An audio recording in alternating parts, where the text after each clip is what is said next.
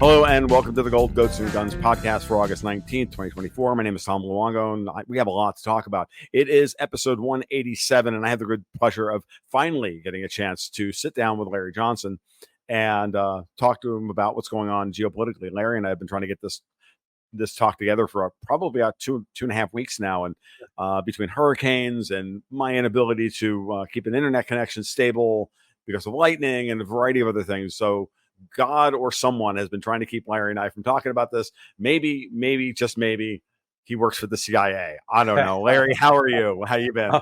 I'm well, brother. I'm doing good.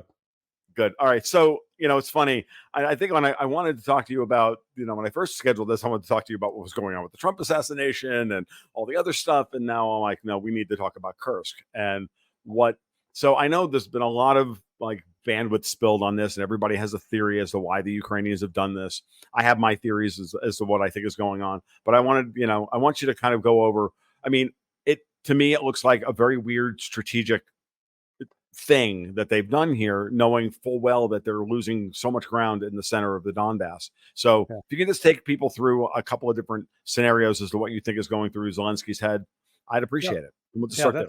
Well, you summarized it precisely. Think of this as the Battle of Gettysburg. Okay. This is the Ukrainians are General Lee.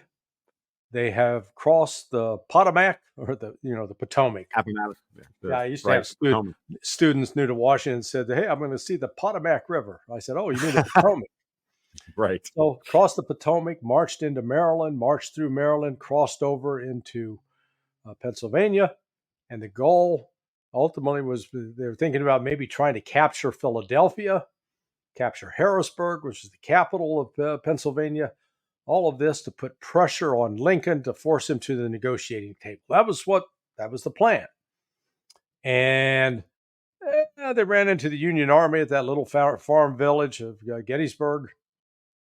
And it was later called the high water mark of the Confederacy. That was their the apex. They got to the top of the mountain, and then it was all downhill from there. Well, that's from a strategic standpoint, that's what the Ukrainians have done. But Ukraine is in an even more dire situation than the South was under General Lee with respect to the Russians, because they can't quite agree upon what the purpose was. Number one explanation offered, and this is not by Western analysts, this is by the Ukrainians. So one explanation is, they wanted to attack up in Kursk, which would force the Russians to withdraw forces down in Donetsk, the Republic of Donetsk, because they were really putting the heat on the Ukrainians.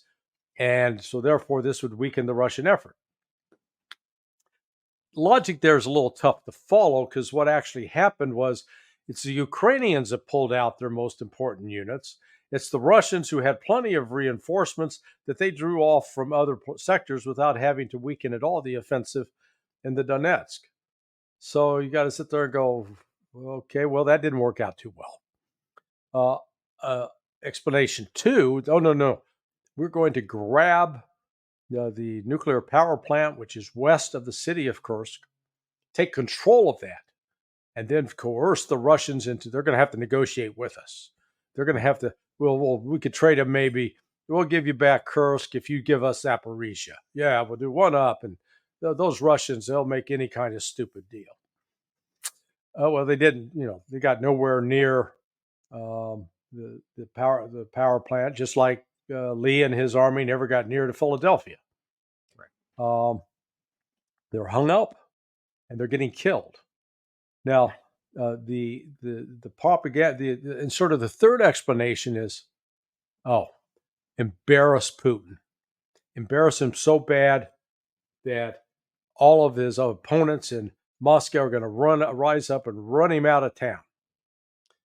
And you saw how embarrassed and chagrined Putin was yesterday with the video footage as he flew to Azerbaijan to meet with President Aliyev of Azerbaijan. And here's Putin sauntering down the stairs, quite relaxed, not a worry in the world. Right. When he's sitting there with Aliyev, he's sitting there with his legs apart, arms rest, sitting back. The body language is somebody who's like, "Hey, I'm cool. I'm Everything's good. good." Yeah. Right. So that hasn't worked out. It accomplished a major propaganda win for the West with what the Ukrainians did, because they got to show pictures of all these border guards that were surrendering, Mhm. and then the videos popped up of these Ukrainian soldiers looting stores and shooting at civilians, and the sort of karma does have its way of working things out. Several of those videos of these guys, ripping off stores and insulting, attacking local Russians with wearing a German helmet and such. Uh, those guys now show up there, either pictures of them dead, or they're wearing 100-mile-an-hour tape and a plastic bag around their head because they've been captured, so they're out of commission. So just as um, there are certain battles that are fought in wars that, for whatever period of time, one side can claim victory, Mhm. but you step back and say, okay, does this change the course of the war? And I believe this one is a game changer for this reason. This was a Western-backed, US-backed invasion of Russia. There Yes. were foreign mercenaries that crossed into Russia. The last time this happened was World War II, and there were German insignias with the swastikas. And this time you still had some more Germans doing it again with German tanks, as well as British tanks. Yep. This is gonna, I think this is gonna push this from a special military operation to a full-blown war, because I think the Russians they're not going to just say, "Oh, those crazy Ukrainians, man, they'll do the stupidest stuff." No, they're they're going to destroy. They're now going to destroy Ukraine. Yeah. I think before their special military operation was to see how much of it they could leave intact. I think that's come to an end.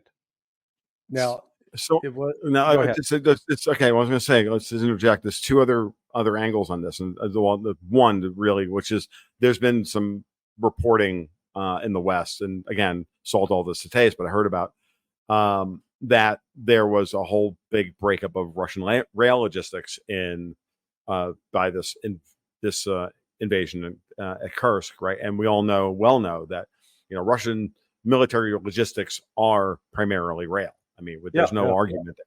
So this is one of those things. If you can speak to that, I mean, I saw an article. I think it was in railfreight.com. I read the article, and I noted the lack of primary sourcing. I noted it was just a lot of commentary. Now I don't know. So again, I looked at that and I went, maybe I can see that if that was a goal, then or that would make some sense at the very least, right? Well, yeah, if it was true, the problem I have with it is I've heard zero about it. So I monitor Russian news outlets. I monitor a bunch of Russian and Ukrainian Telegram channels, Right. and somebody would have been singing about it, because when you screw up the logistics like that, it's huge. Right. But there's nobody's talking about it. It's like, really? So this I think what you've seen is this, the Western media with the CIA, my old outfit, one of their uh, fortes is creating false stories, false narratives, or feeding out a propaganda lie to try to shift the public debate and try to get people talking about one thing or another. Right. Uh, I mean, I think you when you brought it up on a mailing list you and I are both on, and that even Russian media that we know is hostile to Putin is right. not talking about Yeah. the logistics backup. And given what you said earlier about when you think about it, right? Like so much of what we've seen from Ukraine and what we've seen from the West and how they've attempted to, you know, push Ukraine to operate this war, it's been about trying to get the Russians on tilt and do the wrong and escalate inappropriately. That gives us, of course, then the the moral high ground to then go, see, we have to go take out these evil Russians. Well, the goal with these types of operations is always to get the Russian hardliners to put Putin in the box, to force him politically to do what we want him to do. And if they're not screaming about the rail logistics issues here, then, and Lukashenko's not screaming about the rail logistics in Belarus, then I have to frankly, I have to call bullshit on the story. Right. Well, and think about it. Why? What is the West thinking? And I use the word thinking with some caveats because I'm not sure it just generally qualifies for what the West is doing. But their goal is to empower the hardliners. Mm-hmm. Yeah, the hardliners want to bomb the shit out of us, okay? I know. But again, you have to ask yourself the question, like, and this is where my brain goes in all of this, right? It's like, so I look at all this and I say, well, what's the strategic goal then? Well, the strategic goal is to ensure that nobody ever comes to the peace table. That the goal is to keep the war going. Yeah. Well, I think there's a clearly that dynamic of work that we've got to. If we don't have a war, Edwin Starr was wrong. You remember when he sang "War? What is it good for? Absolutely nothing." Oh no! It makes people some money. It makes people rich. It keeps the economy purring along, dude. That's what it's good for. I know. Bolstering stock portfolios. So let's, the cynical view is that's exactly what we're up to, and yet we're sowing. It's very Hegelian. We're sowing the seeds of our own destruction with this. I know. And so I have to thinking about that, I have to, I, of course, my brain goes in a particular set of directions, and I'm always willing to listen to what other people have to say about this. But I look at this and I say, well, who kept this war going in the first place? Who's the one screaming that we need to keep the war going? Who was really behind who really had the incentives behind Nord Stream 2? Whose foreign policy is always pushing everybody into conflict with one another in order to bring everybody else low, especially if they're not directly benefiting? That would be London. Yeah. And to me, and everything, and so, I think about that now, and I'm like, now I think about what's going on with Germany and Nord Stream 2.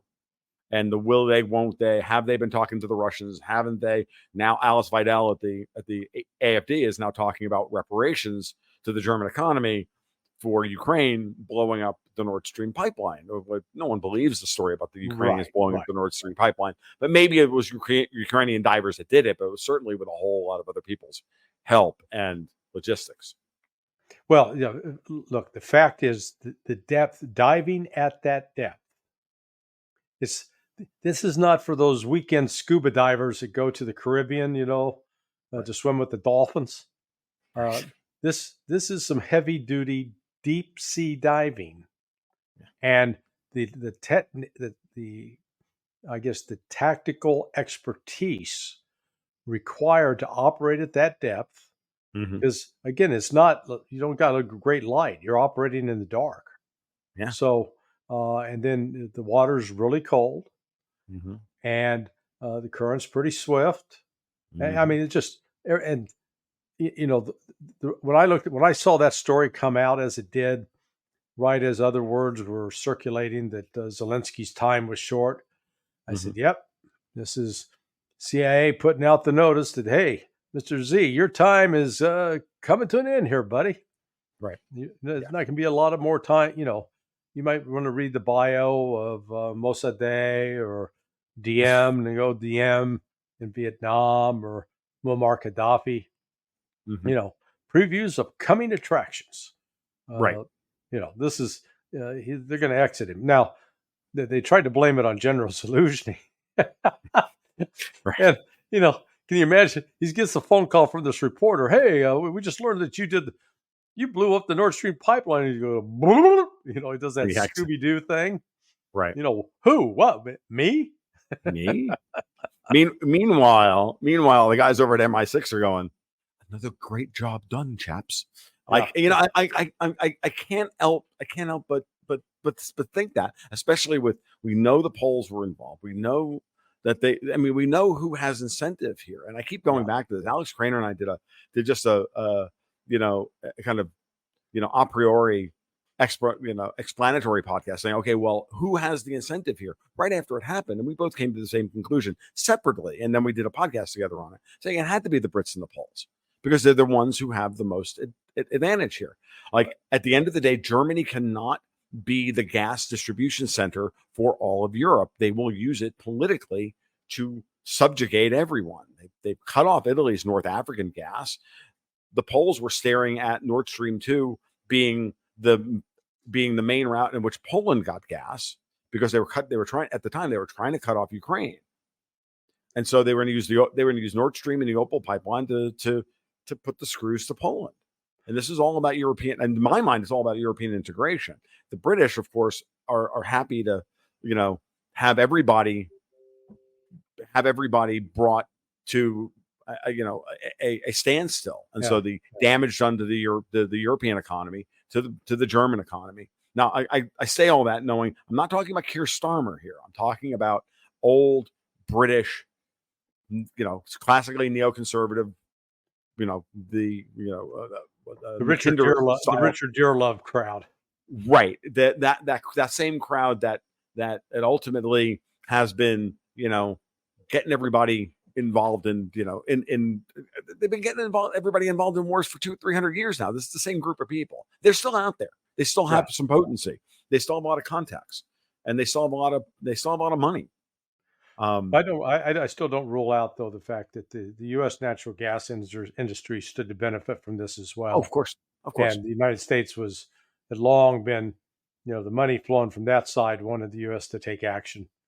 And that would never downgrade the United States in this. Yeah. It's but the British they're kind of the headmasters on this. They're the top cheerleaders. Of course, that's one of the reasons though Liz Truss sent off her congratulatory text message to the Biden administration after news fell that it's blown up. It's done. Radek Sikorski sending out his tweet saying "Thank you, USA," that kind of thing. Right. One of sort of the other hidden agendas in all this, and it goes back to the economic side of this for you. This BRICS, the emergence of the BRICS as an alternative economic system, the one thing they all share in common that is at odds with Europe and to the United States to a lesser degree, but they're all oil producers. And the entire woke agenda in the West, with the United States in particular, is to eliminate, quote, fossil fuels, natural gas. We're going to push everybody back to, I guess, the Stone Age, where you get to, maybe burn some cow manure, dried up buffalo chips. Yep.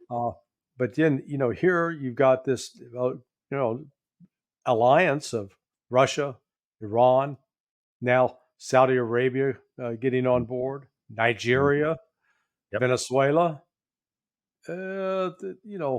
This push for, quote, green energy up against these countries who say, hey, our oil revenue, that's feeding our people and helping us feed other people. There's a dimension in this conflict where that I think is sort of central to it as well. Oh, it absolutely is. What I would say is that, I've been saying for a long time that if you look around the world and you look at all the major power blocks, who doesn't have oil and who doesn't want anybody to use oil? Well, that answer is Europe. Now, the Chinese don't have a whole lot of oil either, but they're not going to war with the people who produce oil. They're like building alliances with the people who have oil. They're investing in Iran. They have big contracts with Russia. They have deep ties. They're building ties with Saudi Arabia. They're investing in South America. There are reasons why the Chinese are doing this. Whereas on the other side, Europe has been pushing. And again, the American oil and gas industry is happy to piggyback on this to a lesser extent because they know that if you restrict supply globally from coming from other places, well, then they're going to be able to pick up the market share. But leaving that aside, that's a secondary benefit. The primary benefit is to Europe to complicate and raise the cost of producing energy so that everybody else is brought low to their level. And it's really blackmail. And it's funny. And we're going to transition here. And again, I'm going to go this what I normally say about this, and that takes me back to the JCPOA. It's Mm-hmm. why Obama and Europe wanted the Iran nuclear deal, because they wanted to invest in Iran. They wanted cheap oil. They were willing to go along with the invasion of Syria and everything else because they were going to get pipelines coming out of the Arabian Peninsula and out of the North Pars gas field and whatnot, and bypass Russia. And everybody had their plans in place 10 or 12 years ago, or 8 to 12 years ago, and those plans have all fallen apart. Yeah. And now we're in the breakdown period after that. Everybody trying to keep those same policies running in the midst of all this other conflict. Is the way I see it. Yeah, no, I agree. It is Okay. What we're witnessing is, the breakup of the old international order, the destruction of it. It's not just the breakup; it's the end of it. And these endings don't come like a television sitcom, where you got 25 minutes of program, 5 minutes of commercials, and there's always a concluding final act, and curtain comes down, and okay, that's all, folks. Right. No, it's going to be a lot messier than that. And but that's the West, the American people in particular, have not come to grips with that. They don't have a clue what's coming, because we're just happily, no, we're in charge. And I mean, you and I, with that one group we're referring to, the Tuesday group, there are a couple of old timers in there that are just like, you mention BRICS and they go, BRICS, is stupid. Everybody's going to want the dollar forever, the dollar. And I go, oh, gee, what? I thought, during the Roman Empire, I guess, what was it? The drachma was the standard currency of the Cersei, I think, right? But yes, no, agreed. But it also lasted an awfully long time. It's funny. But it came to an end. But eventually things end. It was interesting. I was doing I was chatting with doing a panel with Bob Murphy and Alex Craner, and I think it was Alex brought up the fact that the Roman numeral system survived in Europe for 200 years after the fall of the Roman Empire, or even though Arabic numerals were had been introduced in the West, but it still took forever for it to go away. And I think a lot of people need to we need to understand that these systems, there's a lot of incentives to keep these systems running, current systems, but capital leaks away from them, and people see the better technology and they change their habits, and the next generation comes in and is more open to new ideas, and contracts fall, and in the financial world, contracts fall off. They are renewed under different terms, and eventually the whole thing changes. And I think that's what we have to view the BRICS in that way, and they're building a foundation for something different. And between now and then, we have plenty of opportunity for a negotiated settlement if people are willing to come to the bargaining table. Right. Well, it's funny you make Roman numerals, because we were educated on that in the 60s in elementary school. Sure. And maybe the only reason was just so you could make sense of the Super Bowl, figure out what. So I took Latin in high school, so yeah. But you're right. It's fallen away. I think if it were not for the Super Bowl, nobody would know what the hell Roman numeral was anymore.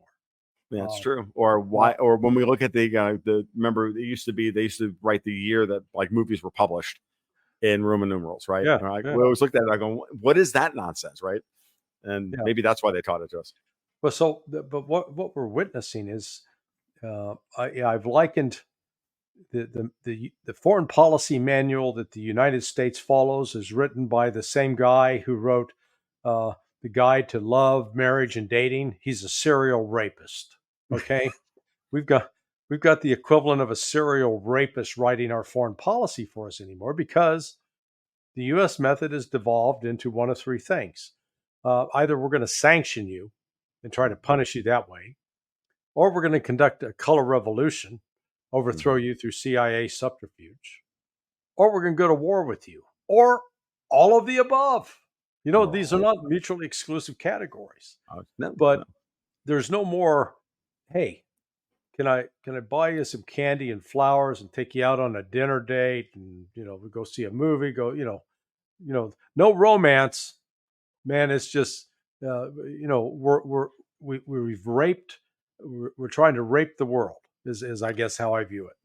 And it's sad, right? Because that's gotten much worse in the last 10 years since Yes. the passage of the Magnitsky Act. I go back to Bill Browder and the Magnitsky Act and everything else, because it allowed us to open up, not just us, but I mean, the entire West. Remember, we did it thanks to John McCain, but then everybody else put Magnitsky style sanctions law in place. Australia has one, Europe has one, Canada has one, the UK has one. They all have it because it was policy. They wanted to be able to sanction individuals, not just countries. They wanted to be able to offload the ability of sanctions, especially in the United States, to different to different agencies of the executive branch. It was no longer Congress had to pass a law.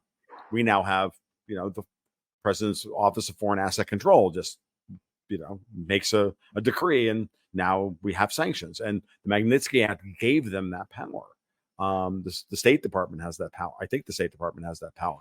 And I remind everybody of this. And oh, by the way, I'm gonna keep doing this. And who does Bill Browder map to? It ain't the CIA, folks. It's MI6. Yeah. So this is not to.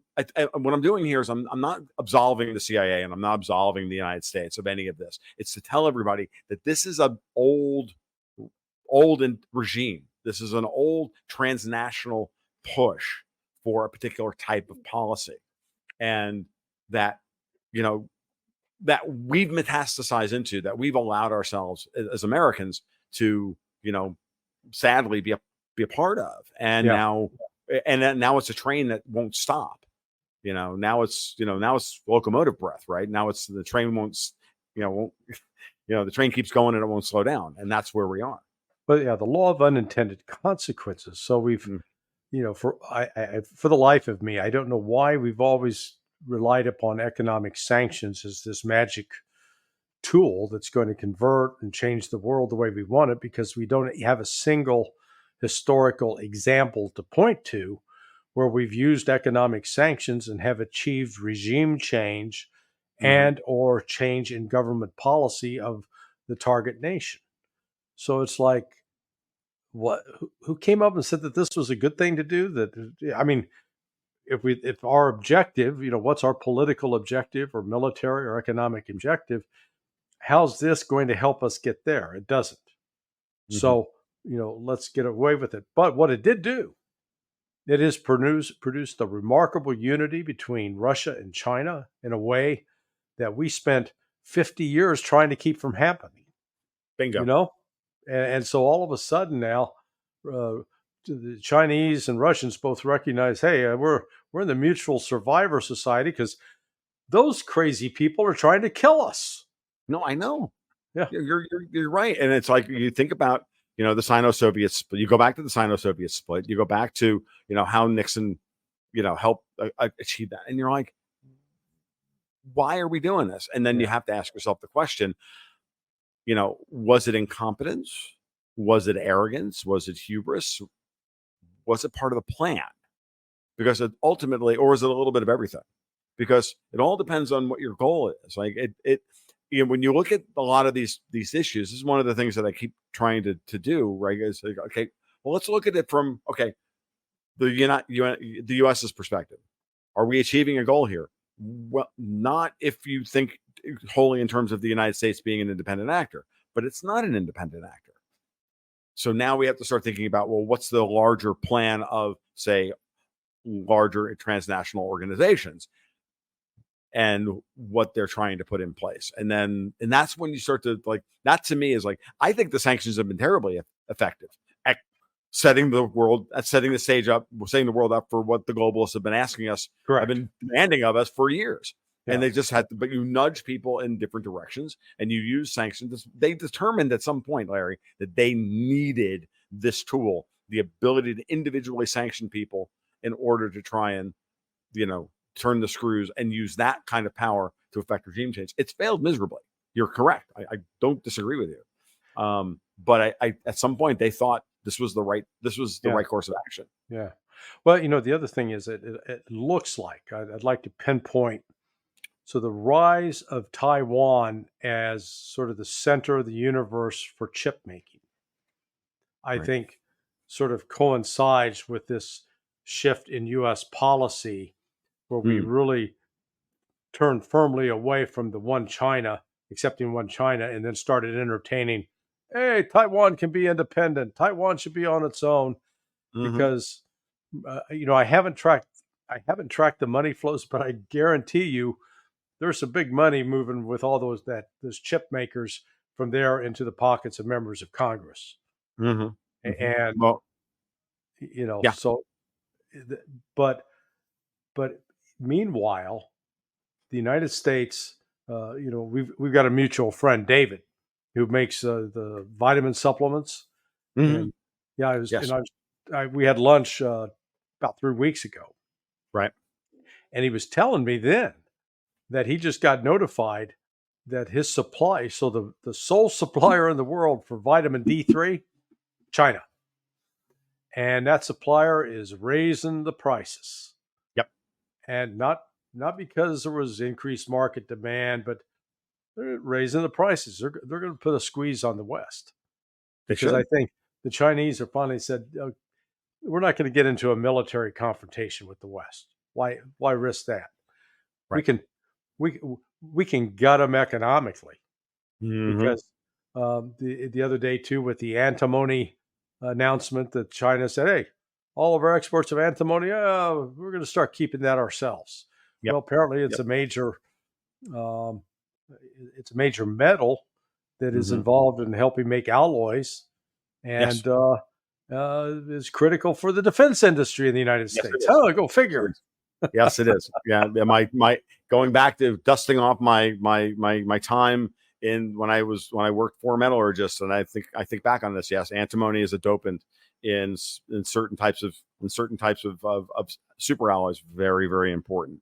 I'm not surprised, and the Chinese have done this many times in the past, and it's their not so subtle way of saying, look, let's not be dumb here, right? Yeah. And I'll be honest with you, um, part of me actually doesn't really believe that anybody here in the U.S. seriously wants to have a war with China. I think this is more. I think this is more a kind of classic. MIC is just staring into the future and wondering if the gravy train is going to keep going, and they need to have a need to have a future boogeyman, because the Russian boogeyman, if we don't get into an open conflict with the Russians, which clearly Europe and the Brits are trying to push us into, Yeah. that if that doesn't happen, they're looking forward. Well, we need to gin up a threat about China. I mean, Taiwan is important today, but everybody I've spoken to who's been to Phoenix knows that the chip industry is in Taiwan is being rebuilt outside of Phoenix.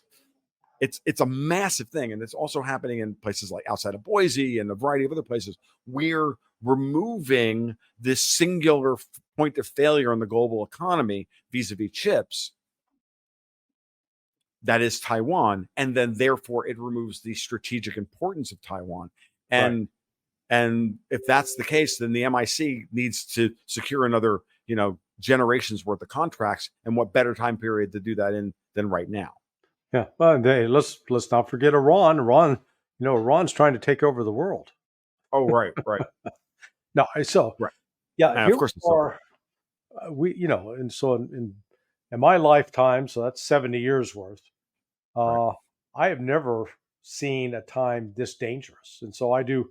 I was 7 years old at Cuban Missile Crisis, but still, um, growing up, it was still fresh enough of a memory of how close we came and how right. nervous people were. But my God, these people are trying to get us killed. Yeah, It they really is, are.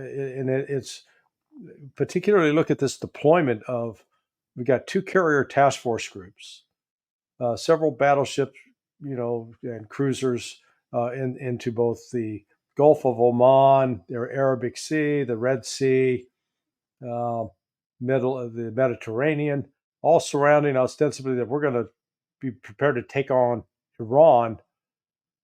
But then you have to step back and say, okay, what exactly could these weapon systems on these ships do to Iran? None of them are capable of intercepting a ballistic missile. So if Iran fires a ballistic missile, they're all SOL. Nice to, all they are is a big fat target. True. But then again, by the same token, if Iran starts firing ballistic missiles at U.S. naval assets, Iran will lose Bandar Abbas. Yeah, maybe. And then, but I think we haven't thought through very well the dynamics of trying to get into a war with Iran now, since Iran basically has a de facto military alliance with China and with Russia. Mm-hmm. And the fact that over the last starting in 2019, that was the first time Russia and China with Iran did a joint naval exercise. Now, for people that have not been involved with military exercises, that exercises that took place in 2019, they didn't just call up the week before and say, "Hey guys, doing anything next week? Why don't we all get our ships together and sail around, huh? Do like a regatta or something?" No. They started at least 12 to 18 months, maybe 24 months out. So at least a year, probably more likely 2 years prior to that, they were already meeting and talking and saying, okay, what can we do together? And so it's where you need to go back and look at what was going on in 2017 that led the Russians and the Chinese to decide by 2019, we need to start acting militarily together. And, I would argue part of it was what the U.S. was trying to do in Syria as it was coming sort of unraveled because of Russia's efforts to counter us. Right. There. But so you've had so from 2019, the next 5 years, Russia, China have been there with Iran doing military exercises. So that means their senior officers are talking, they're building relationships, they're eating together, they're meeting together. You don't build those kinds of relationships and then it's just, not for anything. So that's one of the things that the West has failed to take into account. Let's go beat up Iran fantasy, because Iran may be the little boy, but they got a couple of big brothers standing behind it now. And you're right. Well, that's exactly what happened in the aftermath of this assassination of Ismail Haniyeh, the Politburo chief of Hamas. So Sergei Shoigu, who used to be defense minister, now he's like the national security troubleshooter for Putin, shows up in Tehran, and he's accompanied by all these IL-76 transport aircraft. Gee, what are they bringing? I wonder. Looks like electronic warfare equipment, S-400 air defense systems, which can defeat ballistic missiles, and a bunch of Russian soldiers to operate those systems. Yep. And they'll operate and do training with the Iranians. The same thing they did in Syria. Yeah. Now all of a sudden it's different game, because Israel was counting on it could launch ballistic missiles, including a nuclear ballistic missile, and have a reasonable chance that it would hit a target in Iran. Now, you know what? With these S-400s, Iran's in a good position. They could shoot down an Israeli nuke. And all of a sudden, Israel, with all of the help the U.S. has given them, doesn't have a single system that can defeat a ballistic missile from Iran. Not one. Iron Dome, crap. Patriot, crap. So and Israel has the same problem in many ways. I'm not sure if it's geographically exactly the same problem, but remember the Houthi attack on the Saudi airbase, Saudi oil fields. Remember, everybody said it came from Iran, and John Bolton tried to get everybody into World War III because it came from Iran. It didn't. It came from the Houthis in the south. And and and the Patriots have a very limited, from what I understand, correct me if I'm wrong, I am in no way, manner, shape, or form a military technology expert. They have a very limited field of fire. They have to be pointed at the target. Yeah. And I'm sure that Russian S-400s are the same way. No, they aren't. That's the thing. We got to thank George W. Bush for this. They ought to name one of these air defense systems in Russia after George W. Bush, because it's because of him they have it. So in 2002, Okay. the United States walked away from the anti-ballistic missile treaty.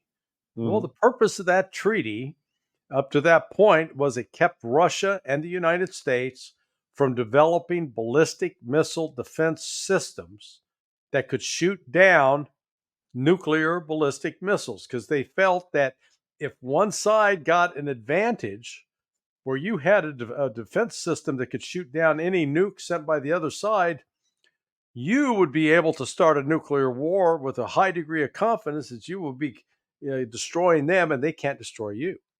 Right. And so Bush, hey, we're quitting. We're out of here. And the Russians actually tried to keep it going for about a year. And then they said, okay, screw the Americans. So they embarked on, they already had the S-300. They then went to they developed the S-400. They got the S-500. Yep. And they've now developed also the S-550. Yep.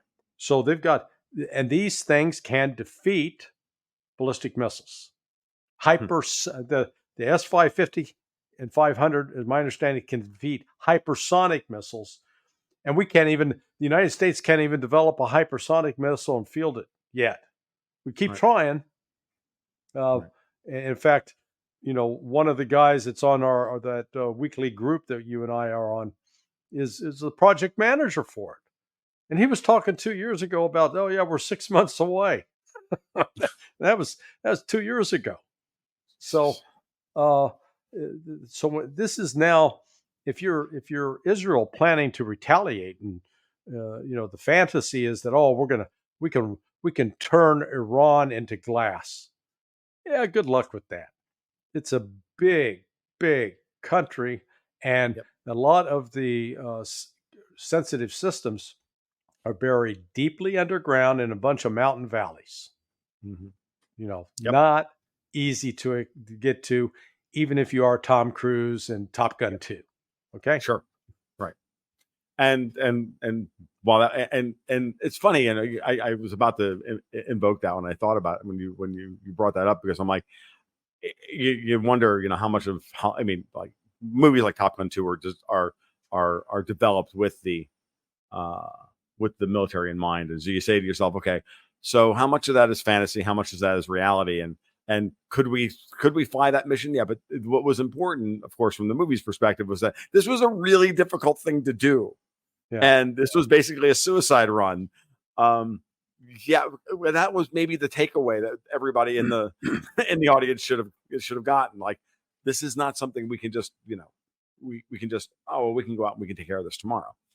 No, well, and recognize that one of the advantages of the modern era now is you don't need pilots in planes. That's like saying you need horse cavalry in your armored division. Okay, right? They're nice to have. Horses are fun to be around, but there's really no combat utility to them. And ditto now for pilots. So you can fly a remotely piloted aircraft or cruise missile. Now, but this is where, again, targets likely to be hit by Israel or the United States. Well, the guidance systems on those, they've got different kinds, but some respond to guidance from satellites. Some, respond from guidance on Earth. But there's this thing called electronic warfare countermeasures. That's right. And which country in the world is the most advanced at having actual, ECW systems that can be deployed? Oh, that would be Russia. Right. Who's been using them actually in a combat environment now for 2.5 years, making adjustments as the sophistication of the U.S. threats have come up, and they've used those systems to defeat Patriot missiles, HIMARS, Storm Shadows. Mhm. And so, when you're calculating, hey, we're going to do this, do you have a reasonable chance of succeeding, or do they have a chance of countering? And if they counter, what are they going to do back to you? Right. So, all of that's now being weighed. And I think that's one of the reasons the West is impatient, waiting for Iran to retaliate. Mhm. I believe Iran will retaliate, but they're going to do it in their time and their fashion. Yep. And I think, and it should be, if Putin has their ear, it will be a moment of parallel aggression. Yeah. What you worry about is, of course, and rightly so, in situations as hostile and as dangerous as these, right? Everybody's on edge, including world leaders and everyone. That someone goes on tilt and does something, that's not proportional. So, look, Hania, it's it's it's not something you can't wipe out. You can't kill 5,000 civilians in response to killing Hania. It's not a proportional response. Right. You may feel justified from all the other things that have happened previously, and and all of that. Like, I'm not here to defend anybody. I'm saying, if you're going to respond to this act, then you have to act. You have to respond proportionally, or it's going to lead to an escalatory framework that none of us want to deal with.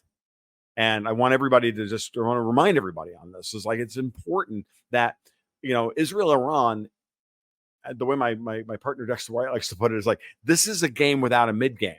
This is all build up and everybody like jockeying for position, and then shit gets crazy quick and gets out of control quick. And nobody should want that.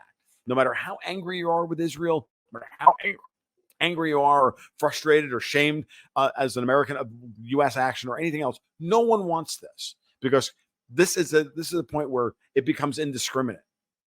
And I think this is the to your point earlier that you said that this is as dangerous a time as you've ever lived through. I think this is the kind of danger we're talking about. Yeah. Well, and let's add in that, so Hezbollah has been victimized as well, with its leadership murdered, assassinated. Yeah. So they want to get a little bit of payback too. Yeah. And the Houthis were out talking today. So what you could see is this coordinated a coordinated strike by the Houthis, Hezbollah, and Iran, but limited. Now, the one advantage in that is that Israel is not a united, they're not those red fire ants, okay? Right. And let me explain what I mean by the red fire ants, because when I had this flood at my house last week, I noticed this big red ball. It was floating in the river that was now running in my backyard. And I went and looked, and it was all these fire ants. They had literally clustered together, and they're basically sitting on top of the larva, and they're holding each other's arms, man. It's a team effort, and they survive. Okay. Israel's not that right now. Israel's, in fact, they're eating each other, because you've got Ben Gvir, who reported, he's like their Homeland Security chief for Israel. He's got his own little army of Zionist nuts that are not in the military, not in the police. They're his unit now, and he's militarized them. You've got the army itself saying that, hey, we can't defeat Hamas, and Mossad is backing them up, and Netanyahu's turning around and calling them a bunch of cowards and weaklings. And so, everybody's not singing, the Exodus song and the Hatikva to send and swaying back and forth singing Kumbaya at the same time. They're divided. So they're divided at the very time when they're facing probably the most serious threat of an external attack that they've never experienced before. Since 67 war. So it is, that's why I said this there are so many elements at play here. And then you've got the United States weighing in with the Biden teams looking to score. They were looking to score a ceasefire deal this week so they could trot it out at the convention, and Yep. the legacy of Biden would be secure. But the initial talks on this that were held last Thursday or Friday in Qatar excluded Hamas. And I'm listening to that at the time going, you're going to reach a peace deal and you exclude the one people that you're trying to make the deal with. I don't think you understand how these deals get negotiated. Okay. Huh. Well, again, this has a distinctly British air to it, knowing full well that Britain and Qatar are they're in lockstep. They're part of the Qatar in that respect is one of the biggest problems, because they're one of the countries in the Arabian Peninsula that are not looking to become part of the BRICS, or the BRICS actually want them to become a part of. Well, yeah. Yeah. Well, it's hey, it's Al Udeid. So I've been there.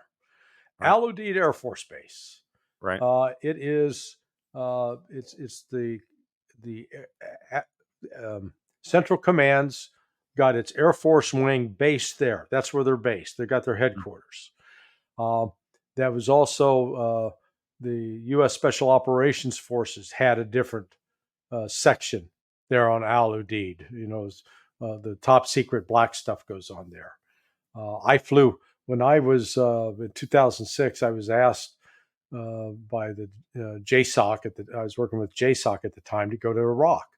So I flew to Qatar on a commercial, then got transferred out to Al Udeid Air Force Base, and then flew on military airlift into Iraq and out of Iraq on military airlift. And that base is it runs the war in Syria, for example. The air operations.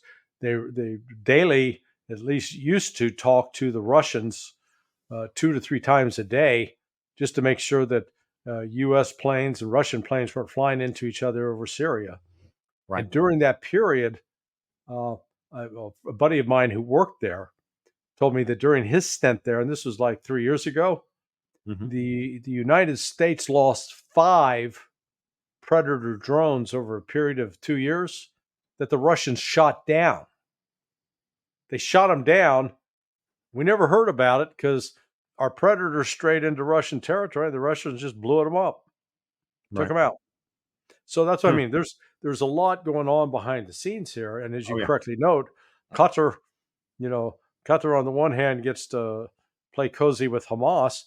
And again, you put your finger on it, it's sort of British subterfuge. Because what better way to spy on those boys than that's the place where they get to come and get to hang out, and you get to monitor. And then organize a fake peace deal to and issue turn, and then to come well, we had a peace conference, and Hamas didn't agree, and then all they ever say is, well, Hamas didn't agree to it. Yeah, well, Hamas wasn't even there. Yeah, and for them to agree, we left that part out. Well, yeah, I know. You always do. You always leave the critical stuff out because that would be bad. It's so I mean, this is these. It's interesting. Like when you think about it that way, Syria has become very interesting recently as well. I think. Yeah. I'm glad you brought it up because we can talk about. I don't know how much more I've heard. Only what I saw in the news about the Syrian army pushing us out off of one of the oil refineries in Deir ez-Zor. I don't know if you've heard anything you have any more color on that than what I heard. But when I heard, we walked out without firing a shot, and we just handed the oil refinery back. And I have to wonder if that's the case, or do you know any more about that? I haven't heard any confirmation of that, but okay. What we have seen is the on the 30,000 foot view in terms of the changes that in 2011, 2012, Turkey was all on board with the United States, right, in bringing in weapons and giving them to these terrorist groups that were going to take out and destroy Bashar al-Assad. Right. So Turkey was all in. Turkey is no longer all in on that. Turkey now has reconciled with and opening talks with Syria. So Mhm. Erdogan and Bashar al-Assad will be getting together. Uh, Syria is Well, now back in the Arab League, having been yeah, pushed out under U.S. pressure. So what in the world? Sorry about that. no worries. I'll fill in here just to add some more color to what Larry just said, which is the following: that Erdogan, it was the oil, our policy of holding onto all the oil fields east of the Euphrates River, uh, under Trump and earlier, after Russia pushed, forth and took back most of the country, but we armed the SDF Kurds to do that job. We didn't. Right. It wasn't like we had tens of thousands of troops east of the Euphrates River holding these oil fields. We didn't. We gave the material and men and support to the SDF Kurds, and that just pissed the fuck out of Erdogan.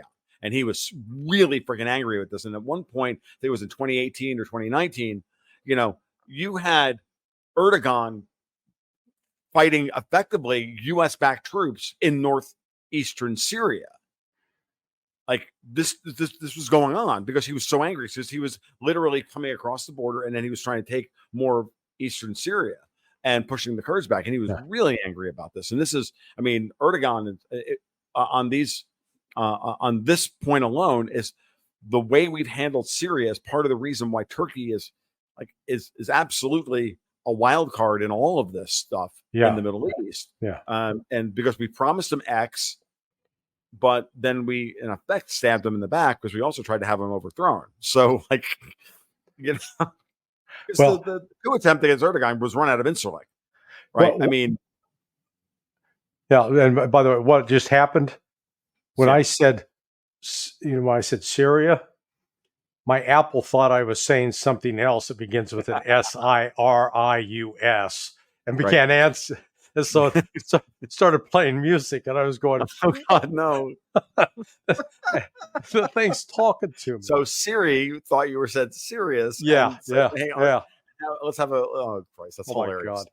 So, the thing, when we go back and look at this whole, the role that Turkey played and the role that Syria has played, again, it was what we talked about earlier, the United States being this rapist.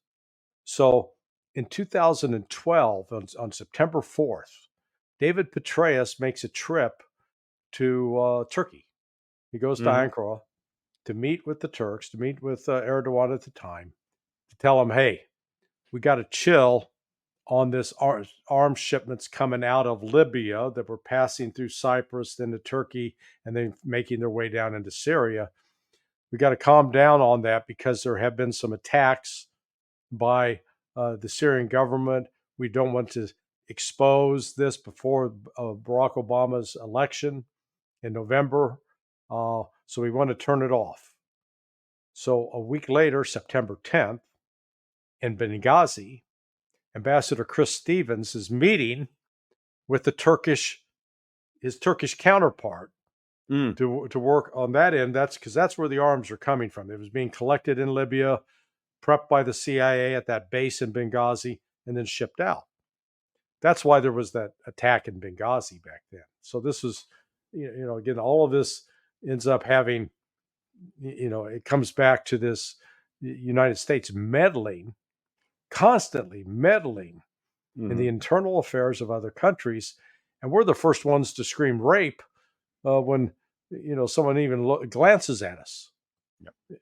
You know, how dare Russia buy $5,000 worth of Facebook ads? How dare Russia Yeah, back their long-term allies in the Middle East and Syria? yeah, How dare they? How yeah, dare they? How dare they come to Assad's defense when he asks them for it after yeah, after the entire G7 invades the country and tries to split it up. yeah. It's hilarious. Yeah, and so we're hell bent though on um, promoting conflict Mm. because ultimately the recommendation, the solution to deal with the current conflict is we have to build up the defense budget. We do have to increase the defense budget.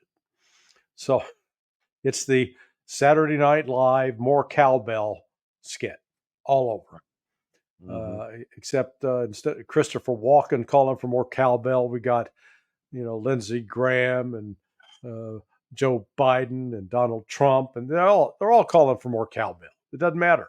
Yeah, I hope that Trump is smart enough to realize that at the end of the day, what he really needs to do is, if he gets elected, and that's very much up in the air at this point, is to say, look, yeah, we're gonna show strength and back away. We're gonna declare victory and get out. And it's like, it's what we should do. It's what we've done many times in the past. It's like, yep, no, we lost, but we're declaring victory and we're leaving. Yeah. And that's fine, because when I understand, our guys at Al-Tanf, which is in the south central area of Syria, in the Syrian desert, right on the Jordan border, which is to give us position over the Al-Bukamai border crossing, which connects Iraq into Syria. And then from there, and this is, of course, how Iran helps to resupply Syria, is through the Al-Bukamai border crossing, and that gets bombed all the time and whatnot. And our guys are there to monitor that and to effectively control that. But those guys are now surrounded and almost cut off, from what I understand. I mean, I've heard recently of this. I mean, but Al-Tanf was not in the news or in anybody's discussion for years, and then all of a sudden, that popped up in my search flow. I think my people might have found this. Ooh, that's interesting. That came up in the news flow recently that our guys they're tired. They've been there a long time for no reason, and we're holding on to this base at Al-Tanf, and no one can figure out why we're still there. Well, other than, of course, is continue to support this this kind of frozen chessboard, that they're just a trapped pawn, just sitting there holding down a certain part of the battlefield. But it's a battlefield, it's a portion of the board we shouldn't even be fighting anymore. Right. Fighting over it. There's no strategic guidance. Everything we're doing is reactive, without any clear strategy anyway for national defense. Now there may be strategy for personal enrichment or corporate enrichment underway, but certainly nothing within the interest of the United States people. No, not at all. No. I mean, the Gulf. I mean, if you really stop to look at so much of what we've been talking about today, and what we talk about all the time, we all talk about all the time. I know when I watch you on other podcasts, I hear the same frustration. I hear it from all the commentators in the space. Is the same thing, which is that the disconnect between the governments and the people, and the agendas of the governments and the agendas of the people, or the needs of the people, are completely diverged at this point. Right. And you have to ask yourself, I mean, I'm of a conspiratorial bent, because I'm sorry, I look at these people and they tell us what they're going to do, and then they go and do it, and I'm supposed to be the conspiracy theorist. But the reality is that they're doing exactly what they want to do, and then telling us that we're crazy for noticing. Yeah. Right. No. So I don't know. And got any final thoughts, Larry? You want to? Hey, we're week to week now, man. I just hoping we don't blow the friggin' world up. But I really don't see how we get out of this. I don't see how we get out. I don't see an off ramp. Right. So it's just prepare what you can, because there's going to be supply chain disruptions, and world order as we know it will disappear. Yeah, no, I sadly I'm coming to the same conclusion, and to me, it feels like an operation. That feels like that's the strategic goal. Yeah, and and all the rest of it is just kind of noise. And at a certain level, I was talking about it a little bit yesterday. I put a post up yesterday asking the question, what if Kamala Harris isn't an idiot, right? What if she's not an idiot? Yeah, right. That should scare the fucking shit out of everybody, right? Yeah. But what if this is all part of the plan? I was speaking to Ira Harris this morning on another podcast, which should come out in a couple of days, and he reminded me that no less than that all of the people that were put on the Federal Reserve Board after the insider trading scandal of 2020, fall 2021, all three of those people, all have deep ties back to Stanford University and Kamala Harris's dad as economics students. Oh Every boy. one of them. Oh yeah. Yeah. And Ira's like, how does nobody know this? I'm like, even I missed that one. I love talking to that guy. I talk to him like once a year, and we always like come up with. He always just blows my mind with a couple of things that he sees. While he trades markets every day at 83 years old, or however old he is, he's amazing. That man. Yeah. And I'm like, there's so much happening here that is in many ways being purposefully kept away from us. And then then one little piece of information comes out, and you go, oh yeah, no, this all now makes perfect sense as to what it possibly is. Yeah. I don't know that we're going to get out of this. I try to remain as hopeful as possible, but no, man, like smoke them if you got them. We'll stay in touch. Yep. All right, man. You take care. Thank you for doing this today, and I'm glad that my bandwidth held up. Oh man, it was a great. Whole hour and 7 minutes, so we're in good shape. All right, we'll end it there. So Larry, take care, and we'll talk soon. All right, brother. Bye-bye. Well, that'll about wrap it up for episode 187 of the Gold, Goats, and Guns podcast. I want to thank Larry Johnson for being patient with my inability to keep an internet connection and or electricity flowing to my house. And we finally were able to get a good talk together. So with all that said, as always, you can follow my work over at my blog at tomluongo.me. You can follow me on Twitter at TFL1728. And you can sign up for the Patreon at Patreon/Gold, Goats, and Guns. You can sign up for just the twice weekly market reports, where I do a kind of private podcast and chart read of important technical markets, or you can follow and sign up for the monthly Gold, Goats, and Guns investment newsletter, where we take all of this stuff and write a bunch of words and craft a bunch of ideas and put it together with a portfolio in order to try and make sense of this world going, well, quickly mad. So with that said, I'm out. You guys be well. You take care. We'll talk soon. Keep your stick on the ice.